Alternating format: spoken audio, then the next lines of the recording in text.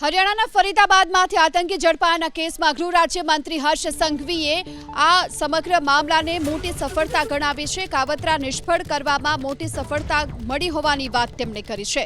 Gujarat ATS Haryana પોલીસે આ સંયુક્ત ઓપરેશન પાર પાડ્યું. અયોધ્યામાં રામ મંદિર પર હુમલાનું કાવતરું હતું અને આ કાવતરું નિષ્ફળ કરવામાં મોટી સફળતા મળી હોવાની વાત ગૃહ રાજ્યમંત્રી હર્ષ સંઘવીએ કરી છે.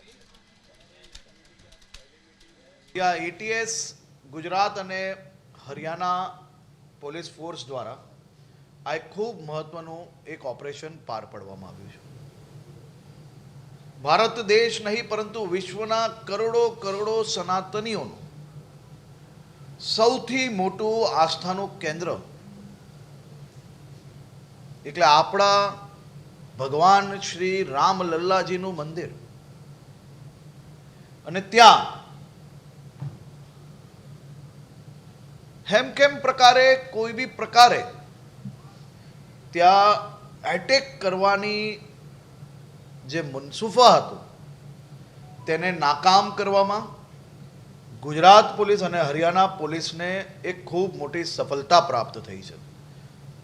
આ બાબતની ડિટેલ્ડ માહિતી એ ગુજરાત એટીએસ અને હરિયાણા પોલીસ દ્વારા આપ સૌને આપવામાં આવશે.